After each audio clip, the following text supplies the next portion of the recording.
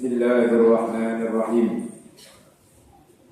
Assalamualaikum warahmatullahi wabarakatuh.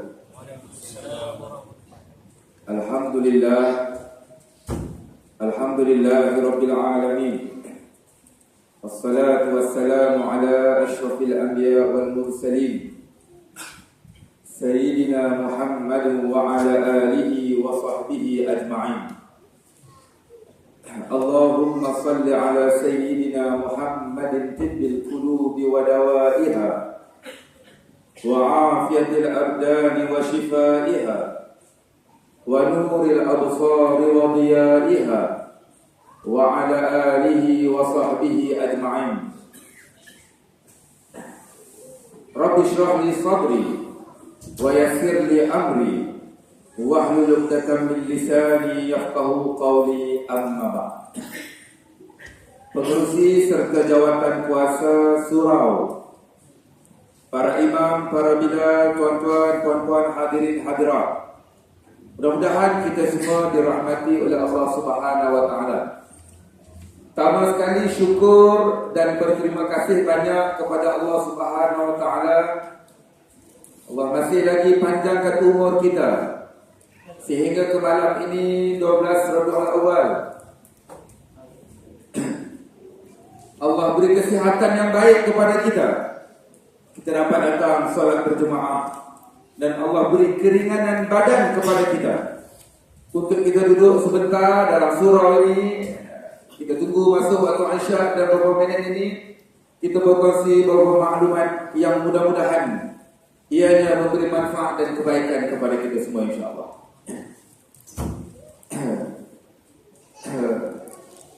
Pertama sekali saya minta maaf agak lambat sampai, tak biasa sangat dengan kawasan ini dan mengharapkan kepada alat-alat kecanggihan yang ada tu. Kadang-kadang dia tak function, kadang-kadang dia okey. Kita pun hak Allah je. Jadi minta maaf lambat sampai jemaah sudah habis solat.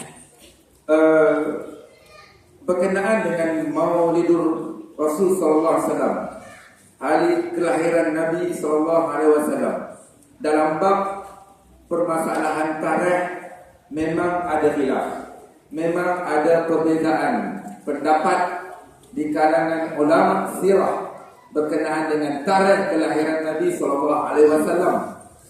Namun tidak ada di kalangan ulama yang menafikan akan kelahiran Nabi SAW itu. Sebab apa? Sampai kepada kita Islam, maknanya ada kelahiran itu, cuma berbeza tarikh. Namun pada hari Isnin tidak ada khilaf. Sebab sabit dengan hadis Nabi SAW yang berkaitan Nabi suka berpuasa pada hari Isnin kerana Nabi kata itu hari kelahiran aku. Itu sebagai mukadimah sedikit. Tuan-tuan perempuan sekalian, dalam dunia ni ramai pemimpin, ramai yang masa hidupnya menjadi buah mulut orang yang bercakap dan menyebut dan bersembang, sebut nama dia. Pengasas agama Buddha. Antaranya Jesus. Apabila pengasas agama ni sudah tidak ada, mati, maka nama disebut. Tapi dibandingkan dengan Nabi SAW, yang Nabi SAW ni namanya disebut setiap ketika dan setiap saat di dunia ini. Mana ada manusia yang namanya disebut sedangkan dia sudah meninggal, dia sudah meninggal ribuan tahun, ratusan tahun, namanya masih disebut segar sehingga ke saat ini. Tidak ada. Habis kuat pun kalau dalam taman ni, dalam kampung itu ada orang yang baik, kita sembang, kita kata di rumah Pak Mat, kita cerita ke anak kita, dia ni masih dulu baik ni, baguslah, sebaik-baik orang lah ada di taman ni, di kampung ni, dia ni lah. Orang cerita macam tu lah. Kalau sebaliknya, mati generasi tu habis, orang tak cerita, habis lah. Anak dulu dia kata, dengar lah ayah kata rumah ni ada lah dulu, Pak Mat dulu dia baik. Habis generasi dah habis, mana orang dah bicara dan tak sebut nama dan kebaikan yang dilakukan oleh seseorang. Namun berbeza dengan Nabi SAW. Apa pertama yang menunjukkan bahawa setiap saat dan setiap ketika namanya disebut? Pertama, kita disyariatkan untuk sembahyang 5 waktu. Dan setiap kali masuk waktu adanya azan. Dan azan ini dikumandangkan ikut putaran matahari dan bumi. Hari ini sekarang kita waktu ini di Putrajaya Maghrib, Johor dan Aisyah. Begitulah sebaliknya seluruh dunia. Maknanya putaran bumi itu, putaran mengelilingi matahari itu menyebabkan pusingan itu akan waktu sembahyang itu berubah.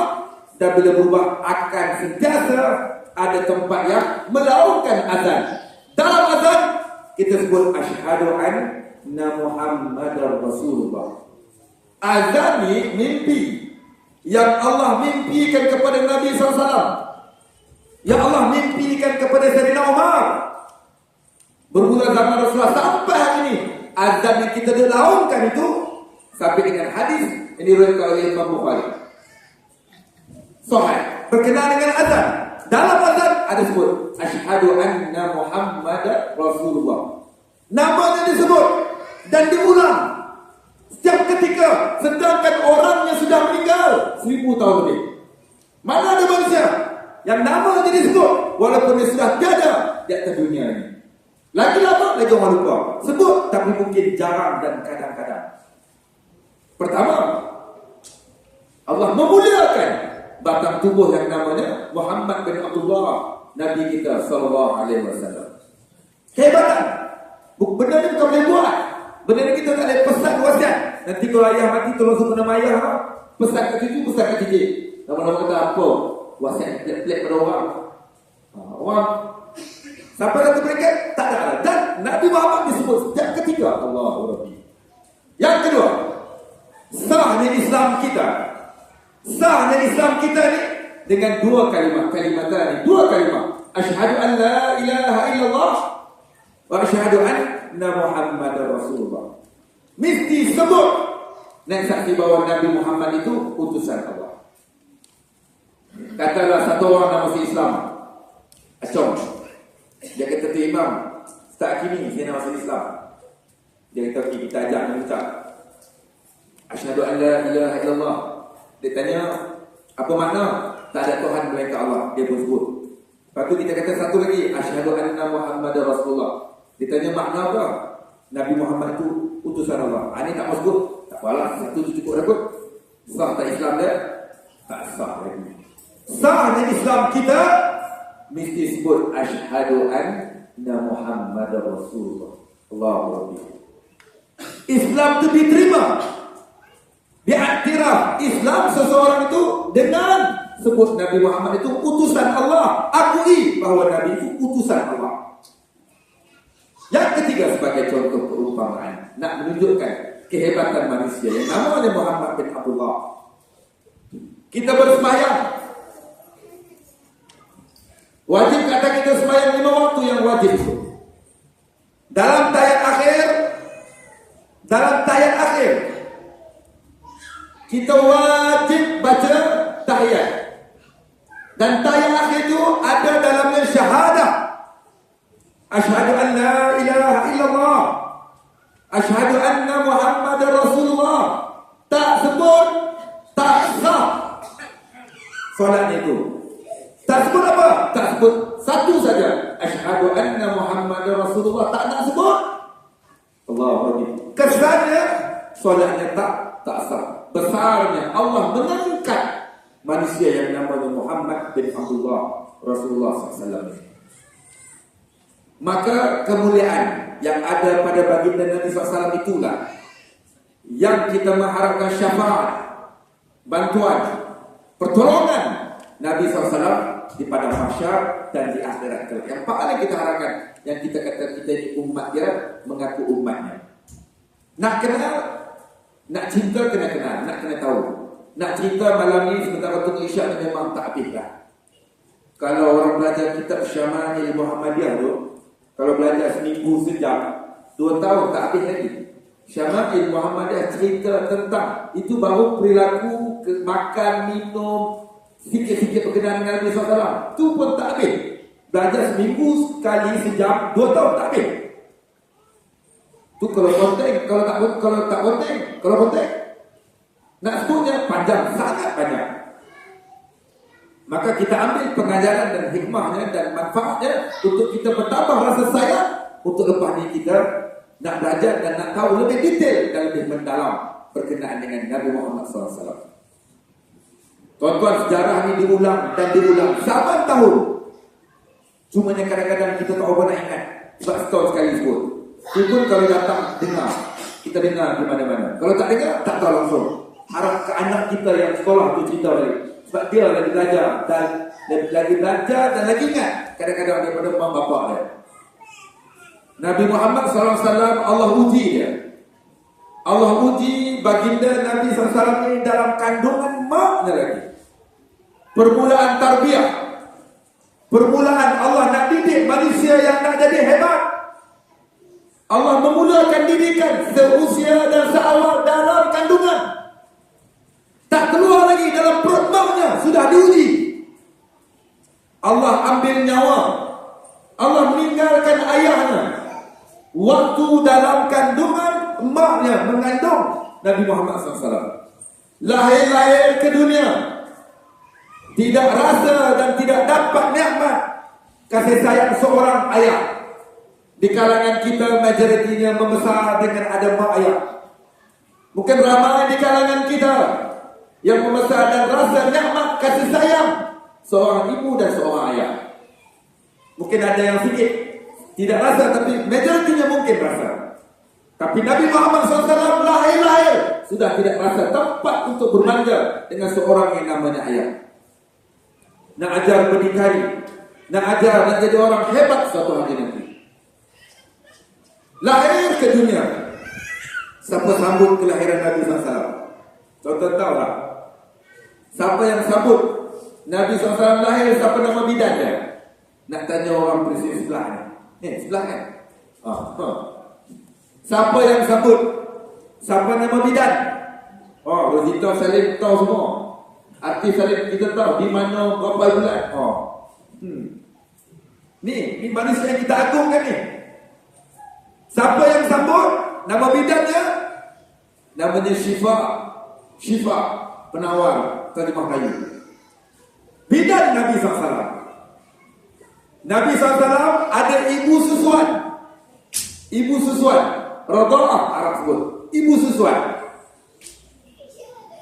Siapa nama ibu susuan Nabi SAW? Siapa? Orang pakai tunjuk lah. Halimah Sa'diyah. Dia ada anak. Anak itu maknanya saudara susuan Nabi SAW.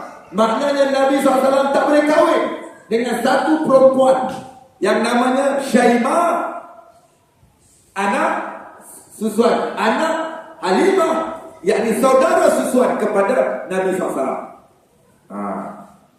Saya sebut, sebab apa saya sebut ni? Kadang-kadang kita kadang-kadang bagi nama anak ikut dan kita, ikut sempat kita, rasa sedap kita pun. Contoh lah, Melayu ni kadang-kadang dia pun nama, makna dia tak apa nak elok. Terjemah ke Arab dia. Nama ni doa lah tuan-tuan. Kita panggil, kita doa kat dia tu. Satu. Yang kedua, nama dia akan dipanggil di padang mahsyar nanti. Dipanggilnya kita berdasarkan nama yang dibagi kepada kita. Saya ada kawan seorang sekolah rendah dulu, kenal sampai sekarang. Kampung. Nama ayah dia tu pelik sikit. Pelik lah. Dalam sejuta mungkin ada seorang. Pelik lah, senang juta pelik lah nama tu. Kita rapat dengan dia, kita tanya dia, malu tak kalau orang panggil nama ayah tu? Sebab pelik sangat. Dia kata, mau tak malu. Padahal nama lah. Tapi rasa malu tu, tapi dia kata, macam mana nama ayah tu? Terima je lah. Itu dunia punya cerita. Padang mahsyar kalau namanya, maknanya yang pelik-pelik, yang bukan-bukan, kesian ke orang tu, kesian ke budak tu. Maka ayah ni, mak ni nak bagi nama anak pun yang elok sikit. Minta maaf kan, kerap saya jumpa nama orang Zana. Ada. Bukan ada, kerap saya nampak. Banyak kali saya nampak. Dan saya dengar. Zana. Nur Zana. Tak ni saya jumpa lagi. Kebetulan dua tengok nama Nur Zana. Cahaya berzina. Oh, cantik. Nama Wati. Setubuh. Kadang-kadang Melayu ni dia suka gabung nama. Salah kan ni. Demi cinta sayang dia dengan isteri, yang kita gabung nama anak kita lah. Isteri nama Mazna, suami nama Daud, gabung jadi Mazda. Kan tak sedap bunyi tu. Maka benda ni kadang-kadang biarlah nama yang maknanya baik-baik, yang nak bubuh, nak letak kepada anak kita. Saya sebut tujuan itu. Nabi SAW lahir, maknya yang jaga. Sehingga umur 6 tahun. 6 tahun ni umur anak kita tadika. Betul? Anak tu tadika. Dah lah 1 sampai 6 tak ada ayah. Kita ada ayah ni, kita rasa nikmat. Ayah beli mainan, ayah bawa pergi taman, ayah bawa pergi piknik, ayah bawa jalan, ayah berdukung. Rasa. Rasulullah tak rasa. Allah berarti nikmat itu. Allah uji. Umur 6 tahun, seorang ibu yang tempat bergantungnya seorang budak, Allah meninggalkan pula. Wafat emaknya Aminah. Umur 6 tahun. Waktu anak kita kecil 6 tahun. Yang tak berapa, tak mengerti lagi. Allah berarti. Mak ni tak cakap lah tuan-tuan. Kita ni ramai ayah, suami, ada isteri. Anak teriak malam, ikhlas jawablah. Kita bangun dulu ke, mereka bangun dulu. Tak ada buat baik lah, tak ada buat warak. Biasanya mak tu lebih dulu. Dan mereka lebih kerap. Sifat sayang ibu, kasih ibu kepada anak, naluri keibuan tu. Allah ambil nyawa umur 6 tahun. Allah. Tempat seorang budak bergantung kasih sayang dan bermanja. Ayah ada tak ada? Meninggal umur 6 tahun. Umur ketika Nabi SAW umur 6 tahun, pindah duduk dengan datuk Nabi SAW, namanya Abdul Muttalib. Abdul Muttalib datuk Nabi SAW. Abdul Muttalib adalah ketua penduduk Mekah ketika itu. Ketua penduduk Mekah. Datuk ni tuan-tuan, kadang-kadang dia sayang ke cucu tu mengalahkan ayah sayang ke cucu. Tuan-tuan keramai ada jadi datuk di sini, ada cucu, mungkinlah. Dan kita rasa kita ada anak, dan ayah kita tu sayang ke anak kita tu, cucu dia. Kita dulu kecil-kecil minta ke ayah nak beli mainan, nak beli apa-apa, kadang-kadang sampai teriak menangis, dia tak bagi pun. Haram, sampai habis tak beli. Punya lah kira anak. Tapi kita ni ada anak, cucu dia, cucu tak minta, dia bagi lah. Pelik, dulu aku minta tak dapat, ni cucu tak minta pun dapat. Yang saya dulu saya minta tak dapat ni, anak saya tak minta pun dapat. Hang lain, dia lain. Hang lain, dia lain tu. Saya bunyi kedak sini minta maaf lah. Nak macam mana bahasa tu dia slang, kita boleh lari lah. Sikit-sikit lah, sikit-sikit. Cucu ni, datuk ni, kadang-kadang kebiasaannya dia lebih sayang cucu daripada anak dia. Kadang-kadang kita balik rumah mak ayah kita. Kita balik, mak tanya, hang balik dengan siapa? Seorang je mak. Anak mana anak? Tak balik. Mereka payah nak balik, dah seorang kan. Mak kata, dah balik kat dapur, tu ada lah makanan lebih-lebih tadi. Hak lebih-lebih. Tu ada hak lebih-lebih bagi tadi. Bila makan, tu ada. Kalau tak ada, cari. Macam tu lah. Cuba keluar balik anak, cucu dia. Segala mak nenek dalam tiah dia keluar. Kalau boleh nanti tiah dia nak goreng sekali. Punya laki, cucu, kalau seorang datuk ni. Sayang dia, nak cerita dia sayang dia datuk pada cucu ni. Kita boleh nampak dia. Nabi SAW, Allah ambil nyawa datuknya pula. Dan mak meninggal duduk dengan datuk. Datuk duduk dengan datuknya lebih kurang 2 tahun. Umur 8 tahun, Allah meninggalkan pula datuknya. Allah. Seorang Allah ambil. Orang yang satu orang budak memang tu gantung dan berharap kasih sayang. Bila datuknya meninggal umur 8 tahun, anak kita dah 2. Allah. pindah duduk dengan bapa saudaranya Abu Talib. Tadi Abdul Muttalib ketua penduduk Mekah. Bila sudah meninggal, anaknya take over Abu Talib ni jadi ketua penduduk Mekah. Dia orang susah, dia tak kaya. Dia ada anak ramai. Rahiqul Maktum, Bidayah wa Nihayah, Sirah Ibn Hisham sebut bahawa Abu Talib ni anak dia ramai. Anak dia ramai, dia ada anak kandung tu ramai dah. Ambil lagi anak saudara Nabi Muhammad didudukkan dia, bertambahlah ramai. Dia dah lama susah. Diceritakan bahawa pada malam harinya, kalau makan, budak-budak makan ni biasa. Tengok saya disebut. Nah, Ustaz Kimi dia tegur tadi. Dia makan ramai. Budak-budak ramai. Macam mana? Memang style dia budak. Kadang-kadang ayah tak main, dia hantar wakil. Hantar wakil anak. Ayah mana dia? Tak apa. Hantar wakil anak dia. Nanti dia balik hantar info apa dapat mana.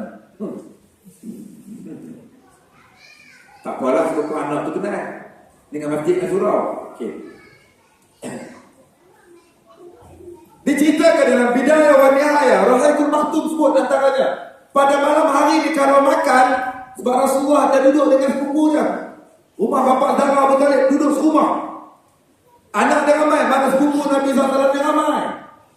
Kebiasaannya Nabi SAW mengalah dan tak berebut untuk makan dengan sepupu-sepupu. Ada, tak ada. Allah Rabbi. Sifat yang Allah didik dia daripada kecil lagi. Dia sedar dia hanya menumpang di rumah bapa saudara dia. Allah Rabbi. Dugaan, ujian, tarbiyah daripada peringkat kecil lagi. Tu, kita diuji sesuatu benda, kita positif, think positif, sangka baik bahawa ni Allah nak jadikan aku di depan nanti satu orang yang tabah, yang kuat dengan ujian yang nak mendatang. Ada orang lemah, ada orang yang kuat dengan ujian. Tak sama. Okey. Bila duduk dengan bapa saudaranya Abu Talib, dia peniaga, dia pedagang, umur 12. Seringkaskanlah. Umur 12, anak kita darjah 6. Nak ambil PSR. Ada lagi ke PSR, Ustaz? Ada lagi nak? Anak kita nak ambil PSR darjah 6. Abu Talib bawa Nabi Muhammad dan saudara je ni pergi belajar berdagang, niaga ke Syam, ke Syria yang sekarang ni sedang bergolak tu. Bawa nak belajar niaga. Dalam perjalanan nak sampai ke Syam, melalui satu kawasan yang ada gereja. Yang gereja itu padri ini namanya Buhaira. Buhaira dia satu orang padri. Dan Allah sebut dalam Al-Quran, orang yang hidup pada zaman Nabi SAW dan sebelum itu sikit, yang dikurniakan kitab Injil kepada mereka, Allah sudah cerita detail. Allah dah beritahu bagaimana tanda dan ciri-ciri Nabi akhir zaman ni. Allah dah clearkan, Allah dah jelaskan. Mereka dikenal, mereka ditahu bagaimana tanda Nabi akhir zaman. Mereka kenal, mereka tahu sebab Allah sudah cerita. Allah Subhanahu wa taala berfirman, ya'rifunahu kama ya'rifuna abna'ahum. Allah kata, hei manusia, kamu ni Muhammad, orang kenal kamu ni macam mana dia kenal anak-anaknya sendiri. Ya'rifunahu, mereka kenal kamu Muhammad kama ya'rifuna abna'ahum, macam mana mereka kenal anak-anak kamu. Satu orang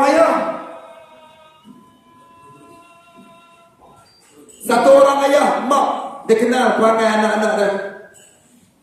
Alun ni kuat merajuk, cakap kasar sikit merajuk. Oh, ni tak ada cakap kasar, ayah kenal.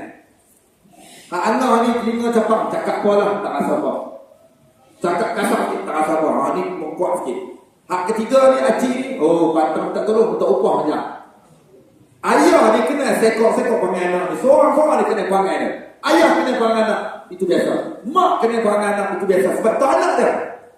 Allah umpamakan, Allah tafsirkan, Allah contohkan Ya'rifunahu, mereka kenal kamu Muhammad. Hei Muhammad, dia kenal kamu ni. Tanda akhir zaman ni, tanda Nabi akhir zaman ni. Allah dah cerita. Makna dia kenal tanda Nabi ni. Orang tak boleh takut. Orang tak boleh buat. Allah kata, Allah dah cerita. Dalam Injil, Allah dah cerita. Tanda-tanda macam ni, tanda Nabi akhir zaman. Wa inna fariqan minhum yuqimuna haqqa wa hum ya'lamun. Sebahagian mereka beriman dengan apa yang Allah bagi tahu, sebahagian lagi tolak. Allah kata ya'rifuna, mereka kenal kamu. Bila Allah dah ceritakan perumpamaannya macam dia kenal anak, Allah dah cerita dia kenal Nabi akhir zaman macam ni, macam ni. Antara yang tahu Buhairah, dia padri. Tanda-tanda yang ada pada Nabi akhir zaman, dia pelik. Bila duduk di gereja tu, dia nampak mata awan itu bergerak. Padang pasir itu dia nampak daripada jauh sudah ada rombongan. Rombongan tadi itulah Abu Talib nak pergi ke Syria.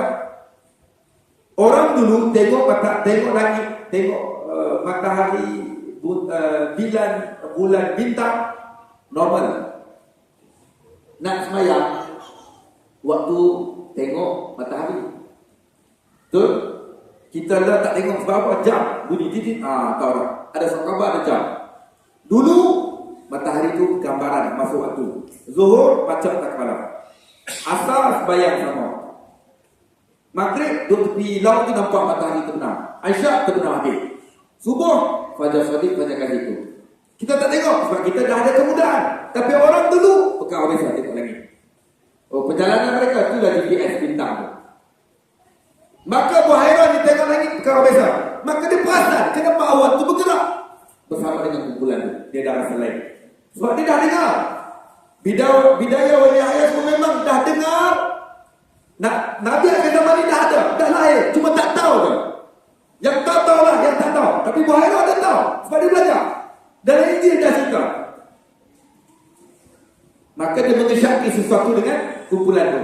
Dia tanya bila dah sampai kumpulan ni dah hadapan gereja, dia tanyalah dari mana. Dia kata dari muka apa semua. Okay fine. Oh betul. Memang Nabi akhir zaman di sana. Dia offer dia masuk untuk makan. Singgah di gereja dia juga. Buhairah ni dia orang pandai. Dia imam besar. Dia baca Injil. Dia tahu tanda Nabi ni. Dia tengok orang ada makan ni, tak ada pula. Dia tanya kepada kumpulan ni, ada lagi tak yang rombongan tadi tu yang tengah makan ni tak masuk lagi? Ada kat luar? Dia menjawab ada. Kami rotik, kami giling. Jaga untung, tak hilang ni. Kaunter tu lubang dagang atas belakang. Ke kontainer ni tuan. Tinggal uyuk. Maka kami bergiling je kau. Rotik. Abu Talib Buhairah kata tak apalah, panggil semua masuk. Masuklah. Antara Nabi Muhammad SAW. Rombongan itu yang paling muda Nabi SAW. Umur 12. Dia datang. Buhairah kenal. Dia tengok, dia dah rasa lain. Dia sembang dengan Nabi SAW. Buhairah memulakan ucapan dengan bersumpah demi Lata, demi Uzza. Lata dan Uzza nama berhala yang namanya masyhur, yang disembah oleh penyembah berhala yang diletakkan di tepi Kaabah. Dia bersumpah dengan Lata dan Uzza. Rasulullah SAW tak respon, tak balas. Buhairah test. Buhairah tukar. Dia mulakan cakap dengan sebut mula dengan demi Allah. Bila Buhairah sebut dengan demi Allah, Nabi SAW merespon. Waktu tu kecil lagi umur lah. Buhairah cakap, okay, dah rasa lah. Budak ni dah boleh reti. Tak layan kalau sumpah dengan nama berhala. Tapi dengan sumpah dengan nama Allah, dia respon. Bila Nabi SAW tengah makan, dia minta izin. Dia nak tengok, dia nak selak dan nak tengok belakang bahu pada budak ni, Nabi Muhammad. Diselak dan dibuka sedikit. Nampak belakang. Antara dua bahu ni di belakang. Khatamun Nubuwah.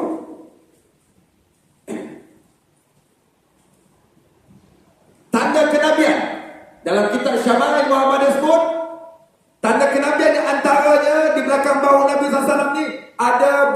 bujur telur, kemerah-merahan, tanda kelahiran tak boleh buat. Tanda kelahiran ni tak boleh buat.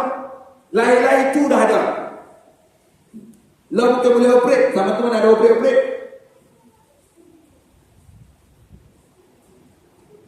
Bila buat akhirat tengok Allah menambahkan lagi keyakinan dia. Apa yang dia tahu. Dia kata ini kau belum tak. Dia tanya, bila dia tengok ada tanda di belakang bahu Nabi SAW, budak yang umur 12 ni, dia tanya kepada kumpulan ni, rombongannya. Wahai orang tanya, ni anak siapa ni? Dia tanya, ni anak siapa? Abu Talib kata, ni anak aku. Buhairah respon. Buhairah kata, setahu aku, budak ni dah tak ada ayah. Dan ayah dia meninggal waktu dalam kandungan mak dia. Sebab dia belajar. Buhairah kata, setahu aku, ayah budak ini sudah meninggal dalam kandungan mak dia. Allah.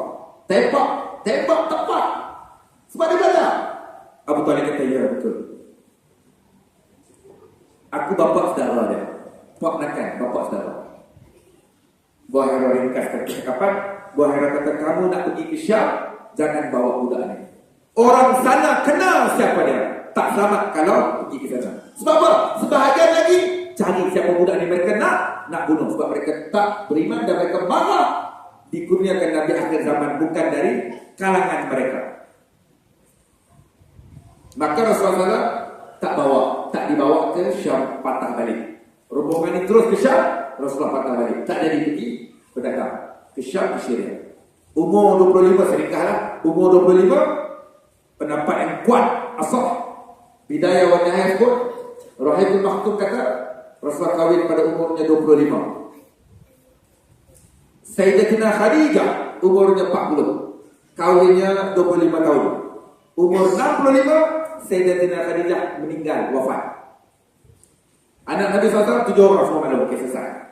Okey, selesai bab tu secara ringkas. Saya sebut tadi, dia ni kena belajar banyak. Saya pernah pergi satu tempat di Puchong. Tahun lepas ni cerita ni.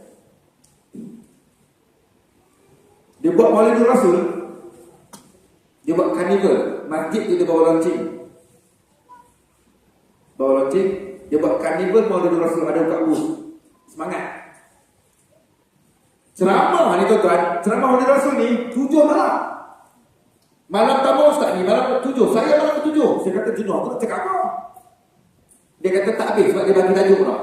Nak cerita dia punya panjang macam-macam.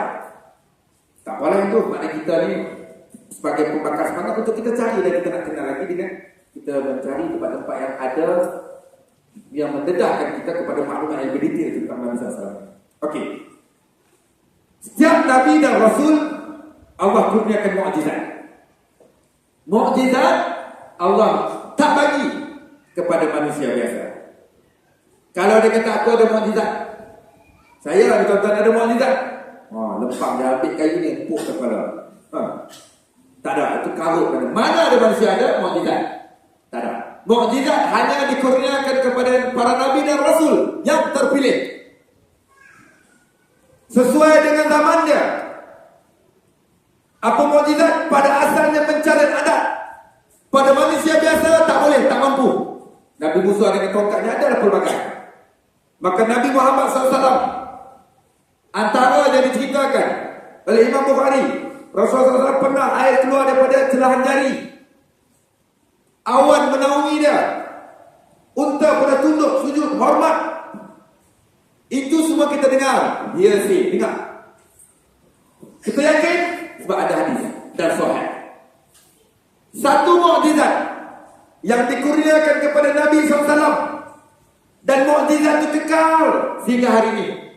Mukjizat tu yang tak ada pada manusia biasa, yang hanya ada pada Nabi. Dan mukjizat yang paling besar yang dikurniakan kepada Nabi SAW dan sehingga hari ini kekal.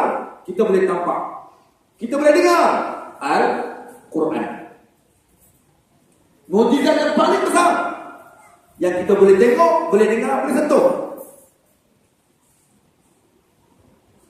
Al-Quran. Mukjizat yang paling besar dan kekal sehingga hari ini. Al-Quran 6,200 36 ayat. Kata Imam Suyuti. 30 juzuk 114 surah. Dengan Quran manusia boleh berubah. Dengan Quran keadaan sesuatu boleh berubah. Al-Quran mukjizat yang paling besar kita sebut. Okey. Tuan-tuan, kita jarak dengan Nabi SAW lebih kurang 1000 tahun lebih lah. 1400 tahun lebih lah. Lama lah. Perkembangan dunia makin moden, makin canggih, makin ramai cerdik pandai, makin ramai pakar-pakar yang tertentu. Tuan-tuan pernah dengar tak? Pakar bahasa, pakar sejarah, pakar sains, tak kisahlah pakar apa, yang membetulkan Quran. Dia kata ada correction, ada pembetulan kepada Quran tu. Aku pakar bahasa, dia kata dari segi tata bahasa ni salah ni, dari segi bahasa Arab. Nahu sorof ni salah ni kalau macam ni. Sepatutnya macam ni. Quran ada amendment, ada pindaan, ada correction. Ada tak pernah dengar? Tak pernah dengar. Pakar bahasa tak ada. Malahan pakar ini merujuk kepada Quran. Itu nak selari dan nak betulkan ilmu yang dia belajar. Kita beli surat khabar. Kan? Kadang-kadang kita tengok dalam surat khabar tu ada petak kecil bawah. Dia tulis ralat. Betul? Ralat. Pemberitahuan. Minta maaf. Dia garis sikit, dia bold sikit. Kami pihak surat khabar meminta maaf. Sebenarnya gambar yang kami letak pada muka surat 2 semalam adalah gambar Imam Surah Al-Aziz, Ustaz Hakimi, bukan penyandang Putrajaya. Silap. Hari yang sama tu ada 2 tangkapan. Nama sama-sama. Contoh. Maknanya kemungkinan berlaku silap. Dan memang berlaku. Dan kerap berlaku. Betul? Tuan-tuan beli buku. Tuan-tuan beli buku yang cetakan dia banyak. Cetakan pertama, kedua, ketiga, keempat. Tuan-tuan perasan tak kalau tengok orang yang kaji baca Arab. Cetak pertama, pergi cetak kedua. Dia di belakang tu kadang-kadang dia tambah. Dia kata kami pihak penerbit, pihak pengeluar merasakan pada jilid yang pertama, pada keluaran yang pertama ada kekurangan dan kesalahan. Cetakan kedua kami betulkan balik. Itu pakai beli bulan kedua tu. Dia buat tambah ke surat, dia betul lagi. Mana apa? Ada kesilapan dan kesalahan atau kelompongan yang manusia buat. Tapi Quran tidak. Allahu Rabbi. Sedangkan yang menutur, yang menyampaikan kepada sahabat dan sampai ke kita hari ini namanya Muhammad bin Abdullah. Nabi Muhammad ummiyun, tak pandai baca, tak pandai tulis. Orang yang tak pandai baca, orang tak pandai tulis, macam mana boleh beritahu sampai 6,236 ayat tanpa salah? Grammarnya dan berbagai lagi. Belum kita sebut bab sains. Tak ada salah. Allahu Rabbi. Itu tanda Quran ini mukjizat. Inna nahnu nazzalna dzikra wa inna lahu lahafizun. Allah kata kami yang turunkan Quran. Kami janji kata Allah akan dijaga Quran itu. Usaha pelbagai orang nak ubah, nak pindah, nak ngejek, nak nganjing, tapi gagal. Tuan-tuan, cuba dan ikhtiarlah. Anak kita 5-6 orang, seorang tu hafal Quran. Mudah-mudahan dengan anak yang seorang 2 hafal Quran, anak-anak kita yang ramai tu syafaat nak tolong kita sekurang-kurangnya di akhirat kelak. Mereka menjadi generasi penyambung yang nak pelihara Quran. Kita terabur tuan-tuan. Itu mukjizat paling besar. Tidak ada perubahan. Datang pakar sains. Tuan-tuan pernah dengar orang masuk Islam? Kita mula dengan zaman Rasulullah dulu. Yang masuk Islam sebab dengan Quran. Sayyidina Umar Al-Khattab radhiyallahu anhu. Kan dia sudah dengar, kalau kita tengok dalam fiqh sirah, Bidayah wa Nihayah tu, Qisasus Sahabah, cerita Sayyidina Umar masuk Islam. Sebelum dia masuk Islam, title dia senang kata ketua pembangkang. Ketua pembangkang. Apa ketua pembangkang ni? Kan bangkang apa dia? Oh, pantang cadang, bangkang tu. Cadang bahari, bangkang tu. Maknanya Sayyidina Umar dia memang anti kepada Islam yang Nabi SAW bawa pada asalnya.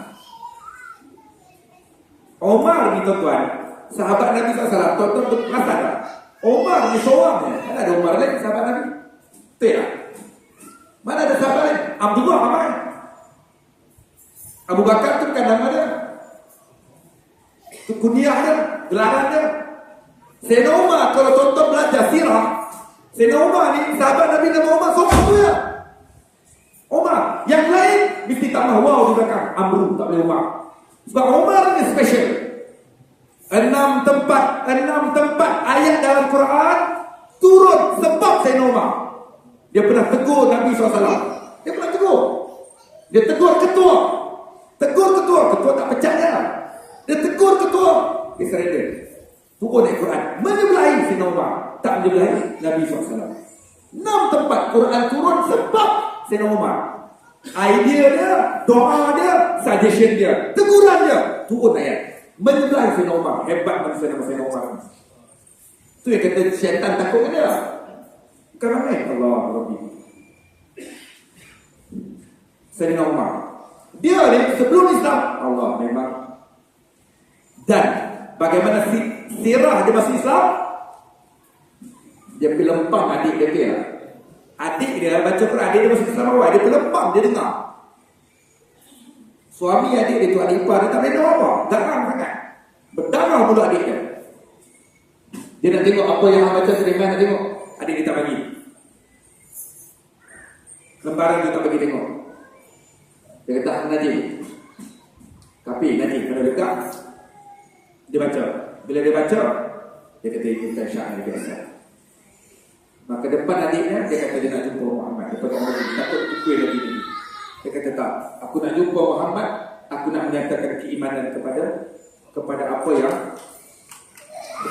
dia bawa.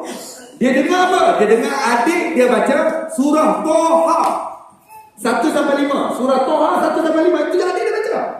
Hati manusia yang keras boleh masuk Islam sebab dengar Al-Quran. Kita ni, ketua makam, kadang-kadang dia kawan lagi berintah sekali. Contohlah, di sini ada ketua makam. Contohlah. Ni kawan ni kawan dia. Memang true. Tapi kadang-kadang minum sekali ya. Sayyidina Umar tak cakap lah, memang marah kepada dia kerja nak bunuh, kerja hukum, kerja penanya orang yang ikut Nabi SAW.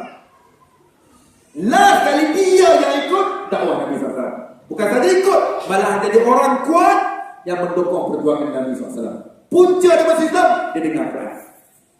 Surah Toha ayat 1-5. Kakak-kakak, makcik-makcik, adik-adik balik ni kan nak masak kan, kadang-kadang nak jerah nasi. Suami ni jenis ketegak, nak nikah dua lah, macam-macam lah, plan-plan. Tak dengar cakap. Sambil dia nak basuh kerah, baca surah Toha 1-5. Apa? Balik baca. Tiup sikit tu. Lepas ni pakai lembik pakai isteri. Suami saya pun lembut macam apa? Tak tahu lembut macam. Lepas dengan kuliah tu, ayat baca apa? Lembut macam. Kena kan? Jangan lembutkan buat tu. Lembut ni kadang-kadang kita suruh dia ni tak. Adalah macam-macam tahu lah masalah suami. Macam tu dengan isteri, no?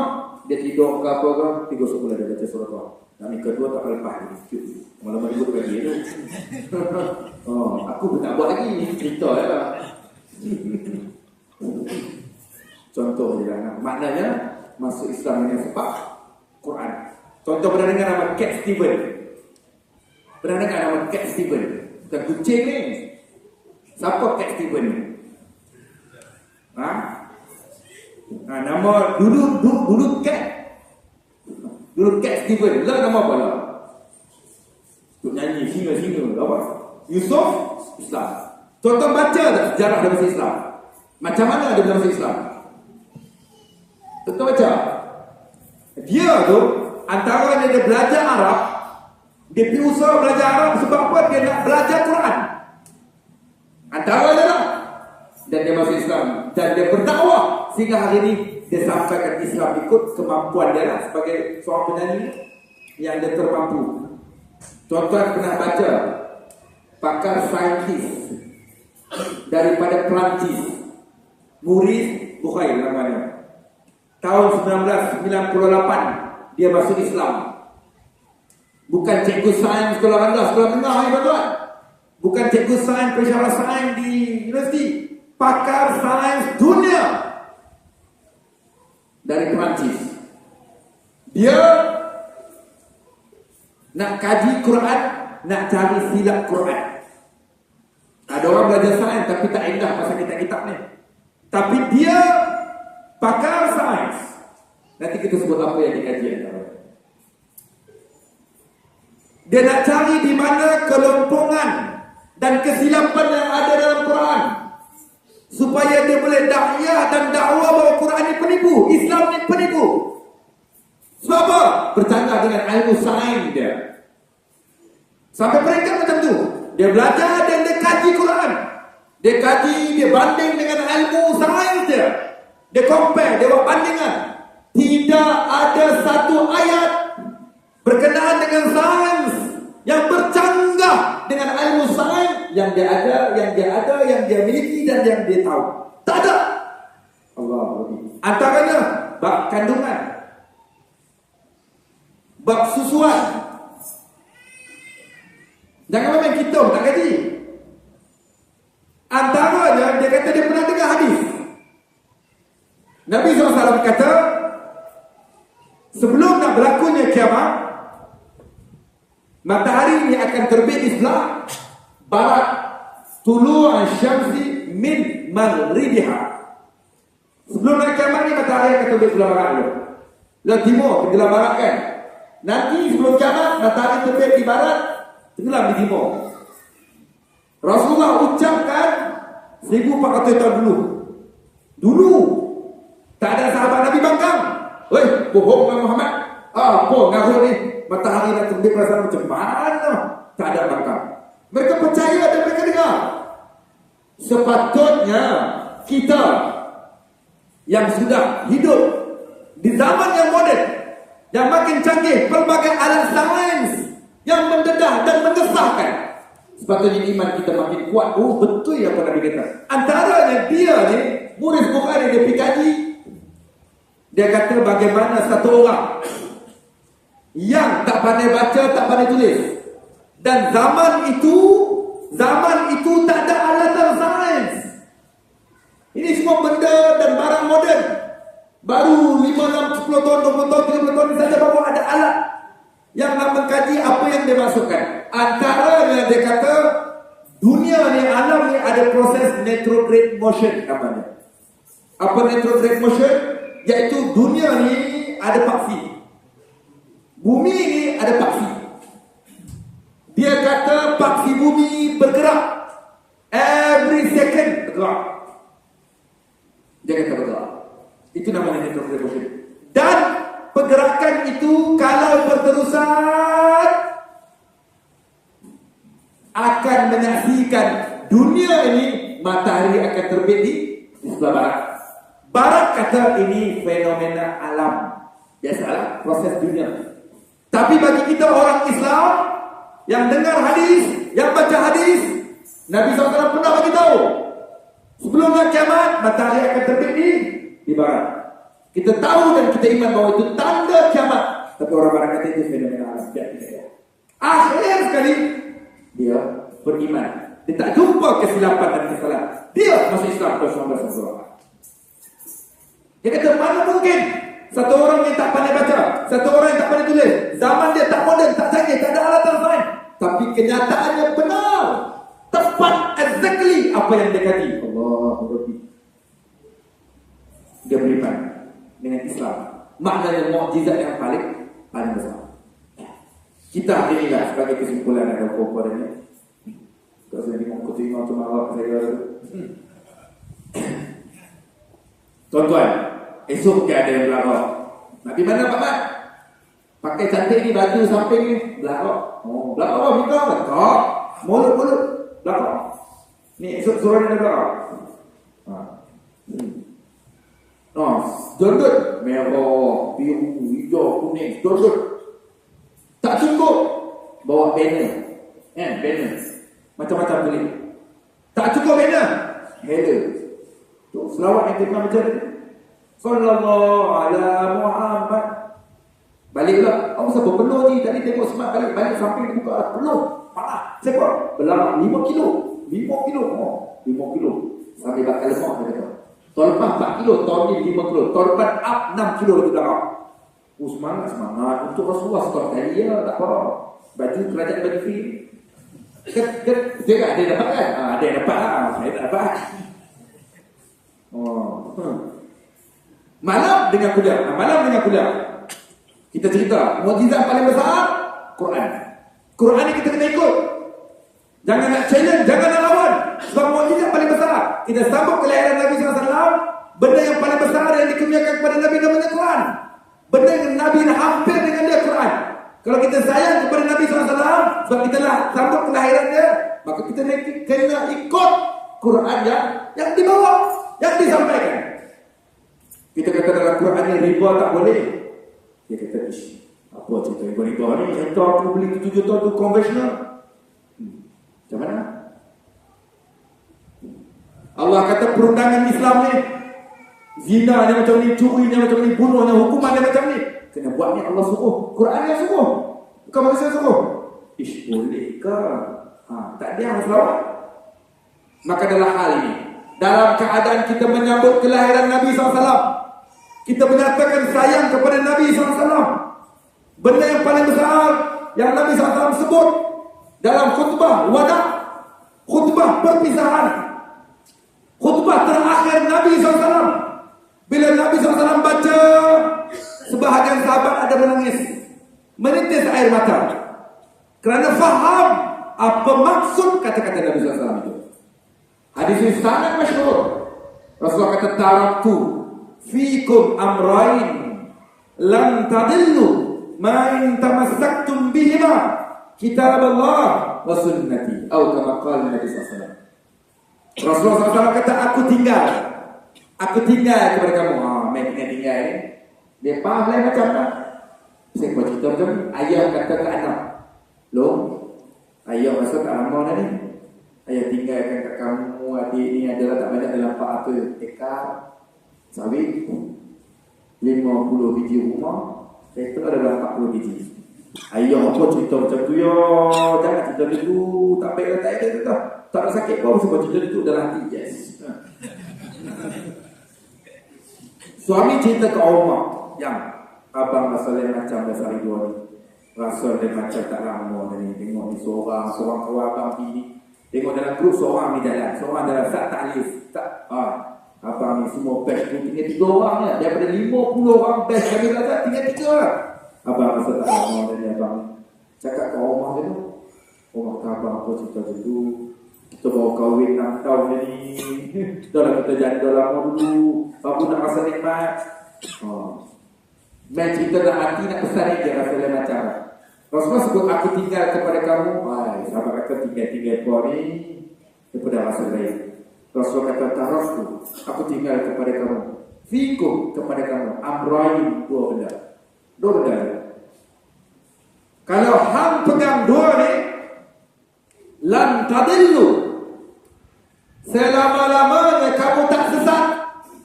Kalau belajar Arab, Cik Imam boleh tanya Cik Imam, lam itu tidak, lan pun tidak, la pun tidak, semua makna tidak. Tapi kenapa Nabi SAW guna perkataan lan? Tidak lam, tidak la. Contoh ayat dalam Quran, Allah kata lan tadil, lan tarda ankal yahudu walan nasara hatta tattabi'a millatahum. Lan itu Allah kata Yahudi Nasrani tidak sama sekali akan redha kepada kamu orang Islam sehingga hang ikut dia. Maknanya lan ini apa maksud? Tidak li abada, selama-lamanya tidak. Rasulullah kata kalau hang pegang 2 benda ni, Nabi pesankan kita ni, kita sambung kelahiran ni, Nabi dah pergi. Nabi kata aku tinggal 2 benda, hang pegang, hang selamat. GPS-nya tak tipu, Waze-nya tak tipu dah. Apa? Sadar betul dah. Dan kamu tak sesat. Janji Nabi SAW. 2 benda, pegang tak sesat, selama-lama takkan sesat. Quran dan sunnah Nabi SAW. Kita hidup beragama, kita hidup berpadu kepada agama. Ada panduan. Maka dalam keadaan dunia yang sedang diuji dengan pelbagai masalah, keruntuhan akhlak, jenayah yang menjadi-jadi, why not kita kembali kepada Quran untuk kita imani dan kita percaya dan kita amalkan di dalam kehidupan keluarga, diri keluarga, taman, kampung, negeri, negara, dunia kita dengan apa yang ada dalam Quran itu. Sebab kita sambut kelahiran Nabi, kita sayang kepada Nabi SAW. Quran itu mukjizat yang ada kepada Nabi SAW, dan kita tanda sayang itu kita sambung apa yang Nabi tinggalkan kepada kita, yaitu Quran. Saya berhenti di sini dulu. Saya rasa sudah panjang, saya minta maaf banyak. Kalau ada terkasar bahasa, terlanjur kata-kata, saya minta maaf banyak pada tuan. Salah perkenalan saya, tak perkenalan konsisten kawannya, silap salah. Mudah-mudahan Allah memberkati kita dan Allah menambahkan perasaan sayang kita kepada Nabi SAW. Subhanakallahumma wa bihamdika, asyhadu an la ilaha illa anta, astaghfiruka wa atubu ilaik. Bismillahirrahmanirrahim. Wal 'ashr, innal insana lafi khusr illa alladziina aamanu wa 'amilus shalihaati wa tawaasaw bil haqq wa tawaasaw bis sabr. Bismillahirrahmanirrahim. Alhamdulillahirabbil alamin. Wassalatu wassalamu ala asyrafil anbiya wal mursalin Sayyidina Muhammad wa ala alihi wa sahbihi ajma'in. Ya Allah, Tuhan kami, ampunkanlah dosa-dosa kami, ya Allah. Kami sangat banyak dosa kepada-Mu, ya Allah. Ampunkanlah dosa kedua ibu bapa kami, ya Allah. Ampunkanlah dosa istri dan dosa suami kami, dosa anak-anak kami, dan dosa seluruh kaum muslimin dan muslimat, ya Allah. Ya Allah, Tuhan kami, tambahkanlah kepada kami iman yang sempurna, ilmu yang bermanfaat, rezeki yang halal lagi berkat. Satukanlah hati-hati kami, ya Allah. Jauhkanlah kami daripada permusuhan dan pergaduhan, ya Allah.